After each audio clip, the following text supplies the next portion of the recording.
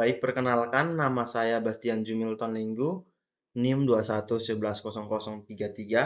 Di sini saya akan mempresentasikan hasil kerja saya tentang analisis 5 studi kasus computer crime atau cybercrime.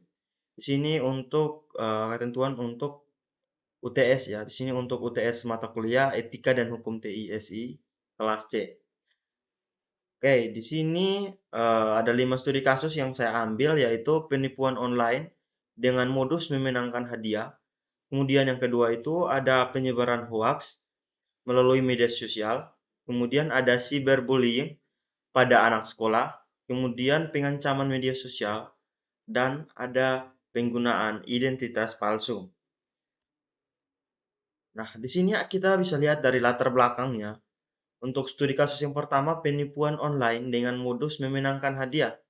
Nah, beberapa faktor yang melatar belakangi terjadinya kasus ini ialah kemajuan teknologi, kemudian kemudian memberikan keuntungan finansial yang besar bagi para penipu, sehingga penipu membuatkan penipuan online dengan modus memenangkan hadiah untuk mendapatkan keuntungan. Kemudian yang kedua itu penyebaran hoaks melalui media sosial. Nah, faktor yang melatar belakangi terjadinya kasus ini adalah yang pertama itu tentunya ada kemudahan akses ke media sosial. Kemudian ada motivasi. Itu motivasi entah motivasi apa, tetapi mereka melakukan penyebaran hoaks berdasarkan motivasinya mereka. Entah itu baik atau salah, tetapi mereka melakukan penyebaran hoaks melalui media sosial. Kemudian ada kurangnya literasi digital. Kurangnya literasi digital yang belum memiliki peraturan yang cukup untuk mengatasi masalah penyebaran hoaks dan cybercrime di media sosial. Nah, hal ini membuat penegak hukum atau pengawasan sulit dilakukan. Yang berikutnya itu ada kurangnya regulasi yang tepat. Nah, beberapa negara belum memiliki peraturan yang cukup untuk mengatasi masalah penyebaran hoaks dan cybercrime di media sosial itu. Kita lanjut ke yang berikut, studi kasus yang berikut yaitu cyberbullying pada anak sekolah. Di sini kita bisa lihat bahwa ada beberapa faktor juga yang melatar belakangi terjadinya kasus ini. Yang pertama itu kekurangan pengawasan dari orang tua, kemudian perilaku meniru di lingkungannya itu mungkin ada bullying, kemudian dia meniru tindakan tersebut di sekolah. Kemudian pengaruh media dan budaya pop. Kemudian ada perasaan kepentingan dan kekuasaan yang membuat si pelaku untuk melakukan bullying pada korban. Kemudian ada masalah psikologis yang dialami oleh uh, pelaku tersebut sehingga dia melampiaskannya atau dia melakukannya kepada korban. Kemudian yang berikut itu ada motif untuk melakukan keinginan balas dendam. Mungkin uh, dia melakukan bullying karena dulunya atau sebelumnya itu dia dibully juga. Jadi dia melakukan balas dendam seperti itu. Kemudian kita masuk pada yang keempat yaitu pengancaman media sosial. Eee, Latar belakangnya itu dari pengancaman media sosial itu yang pertama, itu ada kebebasan bicara, kemudian yang kedua itu persaingan dan konflik pribadi, sehingga terjadinya pengancaman di media sosial itu. Kemudian isu-isu sosial dan politik. Kita masuk pada studi kasus yang berikut yaitu penggunaan identitas palsu. Nah, di sini teman-teman bisa lihat bahwa ada juga beberapa latar belakang yang ada beberapa faktor yang melatar belakangi terjadinya kasus ini. Yang pertama itu adalah motivasi finansial. Nah, banyak peretas yang mencoba untuk mengakses akun orang lain dengan tujuan mencari uang atau informasi keuangan atau data pribadi yang dapat dijual atau digunakan untuk keuntungan finansial itu. Kemudian yang berikut itu ada motivasi pribadi.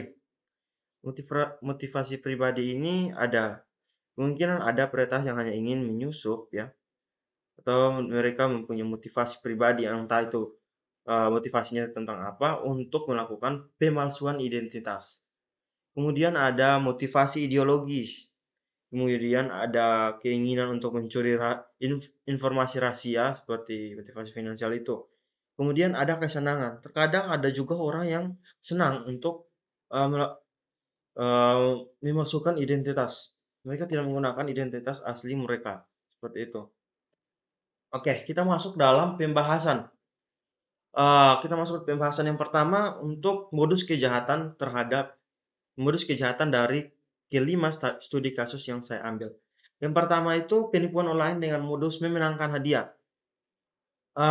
Penipuan ini berupa pengiriman pesan atau pemberitahuan palsu kepada calon korban atau menginformasikan bahwa korban telah memenangkan hadiah tertentu seperti uang tunai, hadiah barang, atau liburan gratis. Itu modusnya. Kemudian modus dari penyebaran hoax melalui media sosial ini, pelaku menyebar berita palsu atau hoax melalui platform media sosial, baik itu dari Facebook, Instagram, atau lain sebagainya.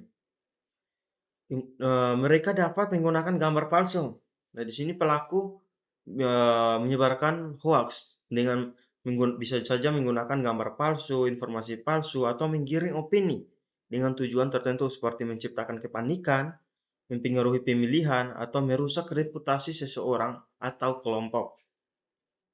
Itu adalah modusnya. Kemudian cyberbullying pada anak sekolah atau bisa dikenal dengan bully. Modus ini melibatkan penggunaan teknologi. Ah, Bullying ini bukan saja tentang fisik ya, bukan secara bisa secara fisik, bisa seperti dari pesan teks, media sosial, email, atau mengejek, atau menghina, atau melecehkan anak-anak lingkungan sosial.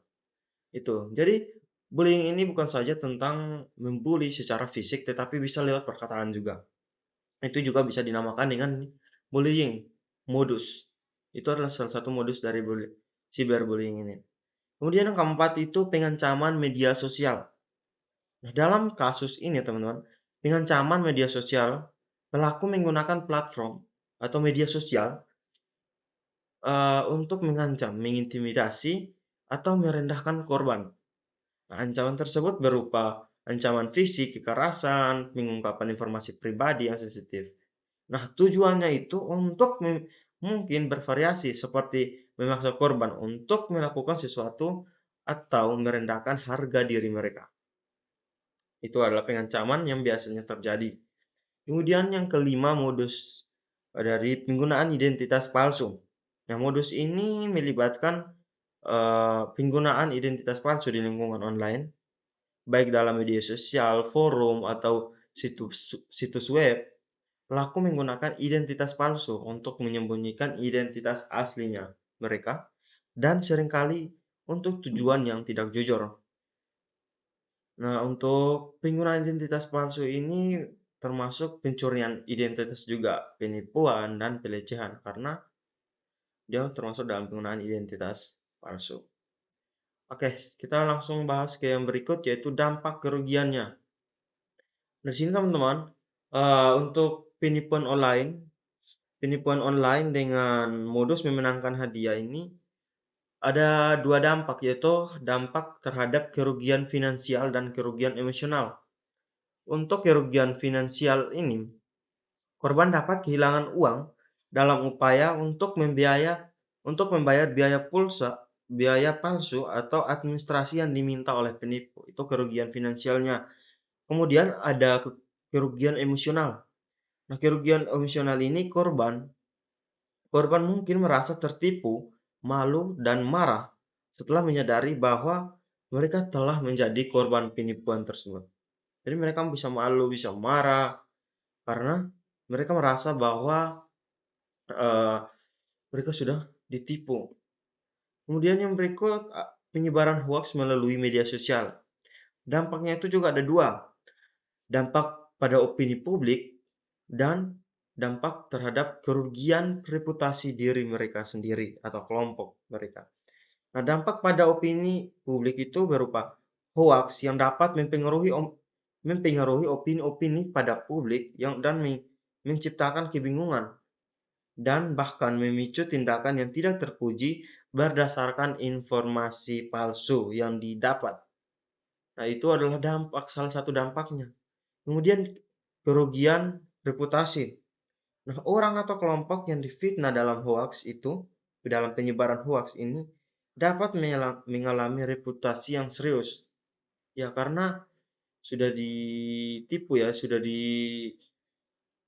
maksudnya kayak sudah digiring hoaks-hoaks yang tidak sesuai dengan faktanya, sehingga merusak reputasi nama seseorang, nama korban itu. Kemudian yang berikut dampak kerugian dari bullying pada anak sekolah. Yang pertama itu dampak psikologis. Nah, korban bully ini dapat mengalami masalah kesejahteraan mental seperti depresi, kecemasan, dan stres terhadap bullying. Karena apa? Karena ditindas.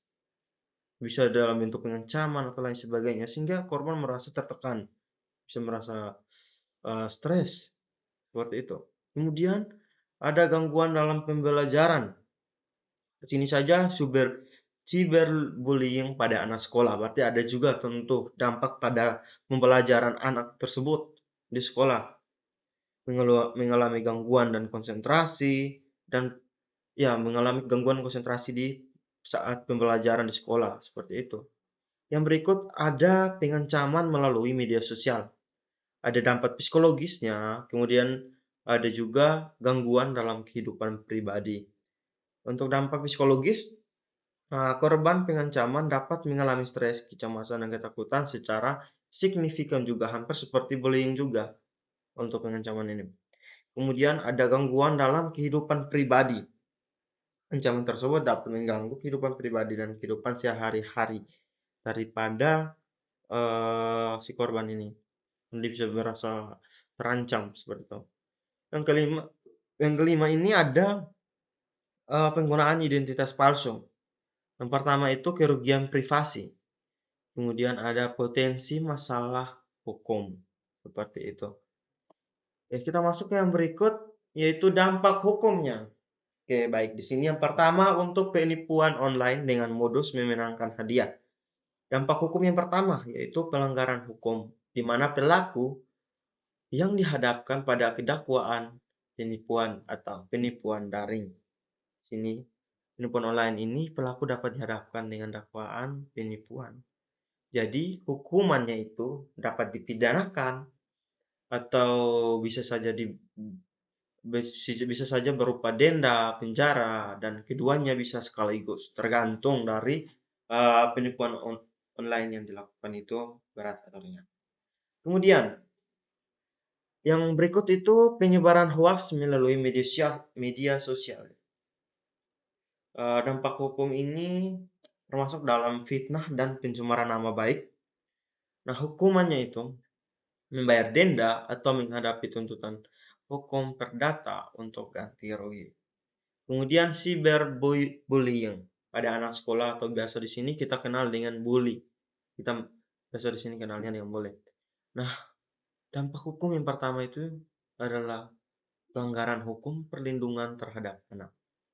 Kemudian yang kedua itu dari pelanggaran hukum perlindungan anak itu bisa didapatkan hukuman remaja. Nah, jika pelaku itu ada di bawah umur, maka mereka akan diproses melalui sistem peradilan anak yang bisa melibatkan sanksi rehabilitasi. Kemudian yang keempat, mengancam melalui media sosial. Dampak hukumnya itu pelaku yang dinyatakan bersalah dapat menghadapi hukuman pidana, termasuk denda atau di penjara, tergantung pada seriusnya ancaman tersebut. Yang berikut itu penggunaan identitas palsu. Pelaku yang dinyatakan bersalah dapat menghadapi hukuman pidana termasuk dengan denda atau penjara. Jadi dampak hukumnya itu hampir sama. Setiap kasus ini pasti akan sama. Pasti harus ada pidananya, hukuman pidana atau biaya bayar denda atau bisa saja menjadi keduanya. Itu dampak hukum secara umum untuk semua cybercrime yang ada ini. Oke, kita masuk ke yang berikut, dampak sosial. Nah, ini agak berbeda. Yang pertama, penipuan online dengan modus memenangkan hadiah.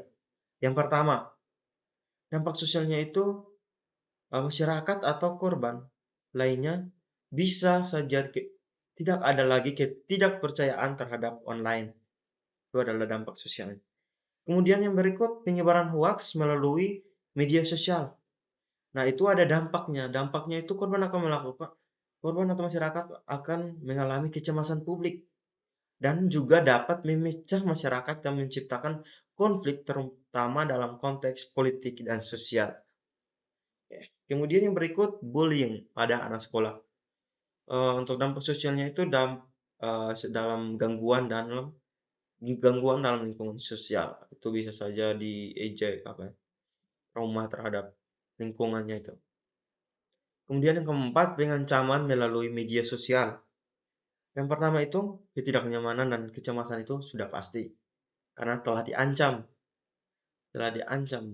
sehingga korban memiliki ketidaknyamanan sehingga merasa tidak aman dan merasa cemas seperti itu. Kemudian kekhawatiran privasi terkait juga dengan ketidakamanan kecemasan. Mereka mencemaskan privasi mereka seperti itu.